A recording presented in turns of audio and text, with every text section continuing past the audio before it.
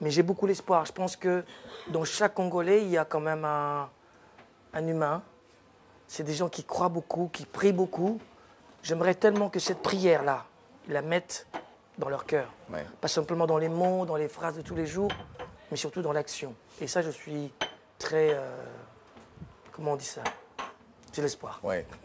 Lorsque tu débarques, tu décides de quitter Kinshasa en 84. Pourquoi est-ce que tu choisis Paris plutôt que Bruxelles? Lorsqu'on est à Kin, on voit plutôt Bruxelles. Lorsqu'on est à Kigali, on voit plutôt Paris. C'est vrai. Alors, Mais... c'est ton côté rwandais qui Non, apparaît? non, pas du tout. Au contraire. C'est le côté tout bête d'un petit jeune musicien qui rêve d'être là où sont ses grands frères. D'accord. Et mes grands frères étaient à Paris. Manu. Avec qui tu as joué? Manu Relema.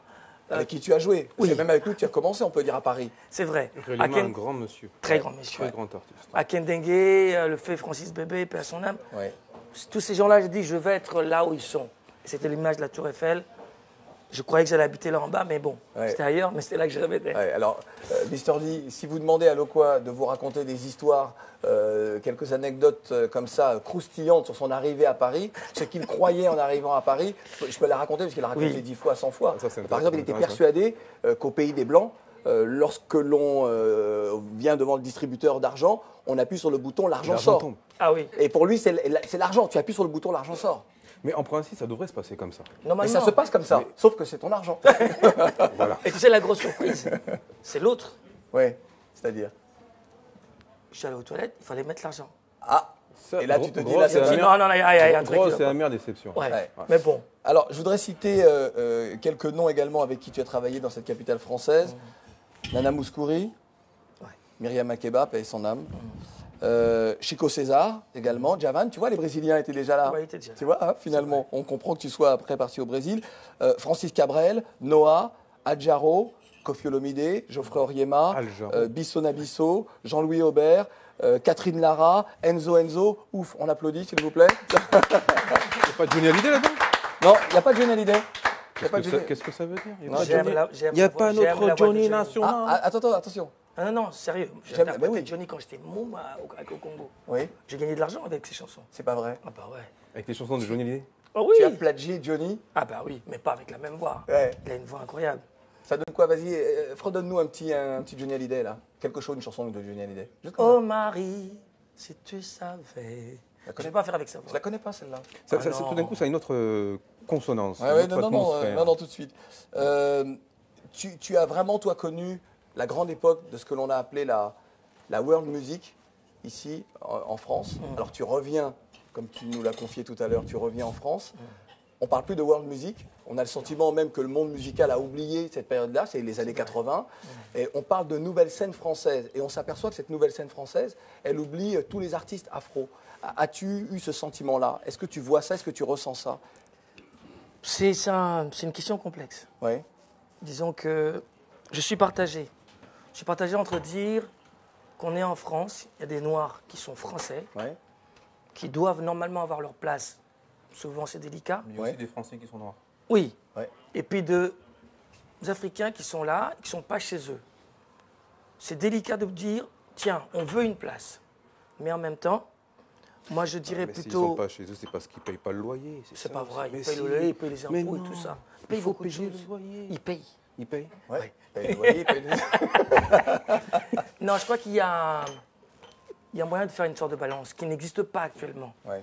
Tu vois, que ces artistes qui, à mon avis, autant nous on a pris et appris des autres cultures, autant aujourd'hui je pense que la culture africaine nourrit beaucoup de culture à travers le monde. Donc il serait tout simplement normal de leur donner une petite place. Est-il pour toi toujours essentiel de jouer sur le continent? Toi qui regardes le monde à 360 degrés, C'est vital. de jouer en Afrique, c'est C'est vital. vital pour plein de raisons. Je pense que nous, entre parenthèses, qui avons plus ou moins sorti le nez du lot, Ouais. il faut retourner pour pouvoir, pas simplement donner au public qui sont là pour nous, et je les remercie, Partager. mais tous ces jeunes artistes, tous ces jeunes artistes qui nous voient de loin, ils ont besoin de nous voir de près pour dire « Ah, le grand frère, il est là, comment tu as fait pour arriver ?» Ces petits mots de rien du tout peuvent susciter beaucoup de talent. Ouais, servir d'exemple. Et les aider à y croire. Parce que moi, je suis persuadé, je le dis depuis des années, la musique du futur, ce n'est pas le jazz, c'est pas le classique. C'est la musique africaine. Je ne le dis pas parce que je suis africain, parce qu'on a ingurgité beaucoup de cultures. On a mangé beaucoup de choses. L'Afrique, il y a encore un tonne de trucs à découvrir. Un pays comme le Congo, il y a 300 tribus, si pas plus, avec chaque musique différente. Donc imagine tous les continents, ce qu'il y a dedans. Alors qu'aujourd'hui, les R&B, le jazz, le classique, on connaît le code. Quand tu as fait la musique, tu sais. Mais l'Afrique, il y a encore pas quelque chose à découvrir. C'est clair. Alors, j'ai adoré, Lokwa vient d'inventer une expression, et le nez, le nez hors de l'eau. En général, c'est la tête. Après, on fait ce qu'on veut. Après, ça peut être l'oreille hors de l'eau. Non, le nez qui sort du lot. Non, il a dit le nez qui sort du lot. Ouais. Voilà. Non, mais la tête ça hors de l'eau. permet une meilleure respiration. Non, mais c'est pas mal. Non, De la bouillabaisse, donc. Non, mais c'est pas mal. Non, mais ça prouve le côté scientifique du personnage. Non, parce c'est que bien. ça permet une meilleure respiration. Ok, d'accord. Pas mal. Parce que le nez dans l'eau, c'est. La tasse, elle n'est pas encore sèche, Mr. D. Lokwa, te souviens-tu de ta prestation sur le plateau d'Africa Star, première saison, Libreville, Gabon, 2008 Voilà, puisqu'on parlait de partage et d'artistes. Ouais. Non, c'est pas, on va pas te montrer la séquence. Ah. Non, parce que la séquence était plutôt, nous on s'en souvient, lorsque il y avait tellement de bruit dans la salle de la Cité de la Démocratie à Libreville, tu as demandé au public, tu t'es arrêté de jouer, tu as dit, s'il vous plaît, un peu de silence pour que je joue, les gens sont mis à t'applaudir et c'est reparti. Voilà. Et ça, pour nous, c'est un moment inoubliable. On va retrouver l'une des candidates d'Africa Star, elle représentait la Guinée, Sia, qui depuis a enregistré un premier album international grâce à José da Silva, le producteur de Césaria Evora, et il l'a rencontré sur le plateau d'Africa Star. Génial. On regarde Sia, elle chante Tina Turner et elle est vraiment Tina Turner dans cette chanson-là. Regardez. Left a good job in the city, working for the man every night and day, and I never lost 1 minute of sleep, and I was worried about the way things might have been. Big wheel keep on turning, and the problem keep on burning, and the rolling, rolling on the river,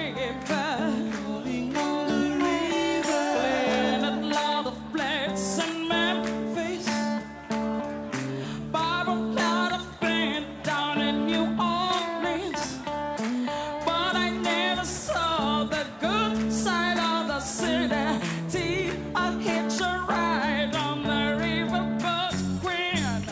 Big wheel keep on turning, and the proud they keep on burning, and the rolling, rolling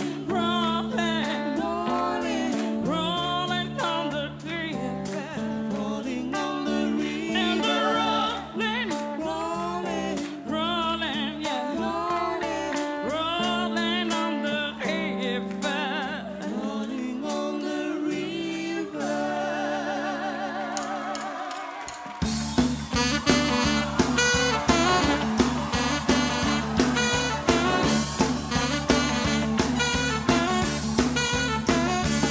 Oh, left a good job in the city, working for the man every night and day, and I never lost 1 minute of sleep, and all thing on the world could steal a girl. Big wheel keep on turning, round and keep on burning, rolling, rolling on the river, rolling on the river.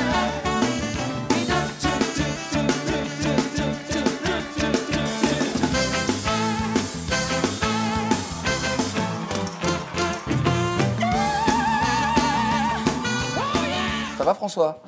Alors, je sais que je t'ai vu regarder avec beaucoup d'attention les images de Sia sur le plateau d'Africa Star. Première saison, c'est important de le rappeler, en direct du Gabon.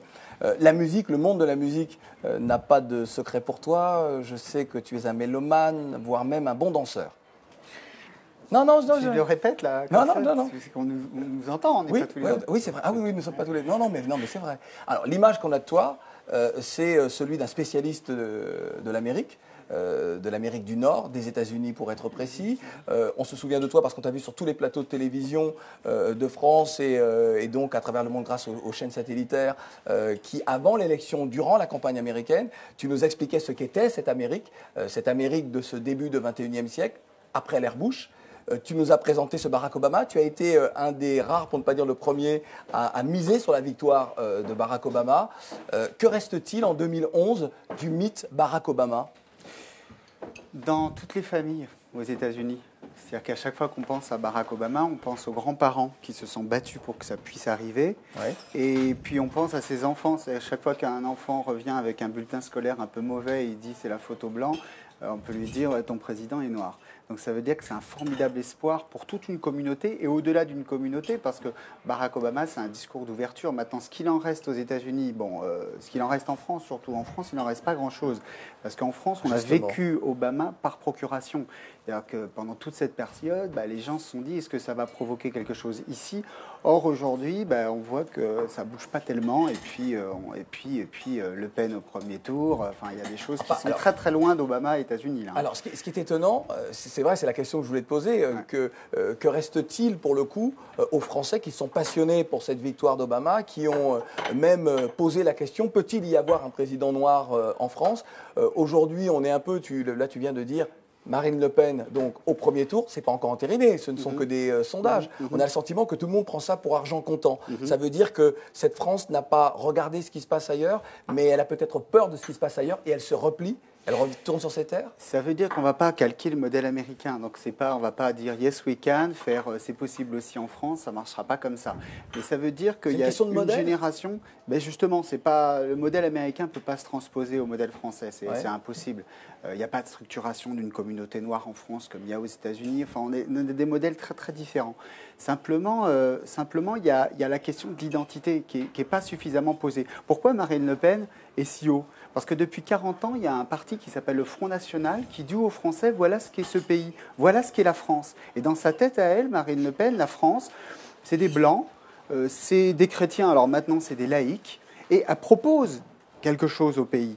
Et de l'autre côté, on n'a rien. On a des gens qui vous disent Marine Le Pen, elle est méchante, son père, il était méchant, mais qui ne disent pas elle a tort et son père avait tort, et qui ne proposent pas leur vision du pays. C'est quoi la France ? Aujourd'hui, vous avez très peu d'hommes politiques et de femmes politiques qui, face à Marine Le Pen, disent voilà ce qu'est la France. Or, la France aujourd'hui, c'est quoi ?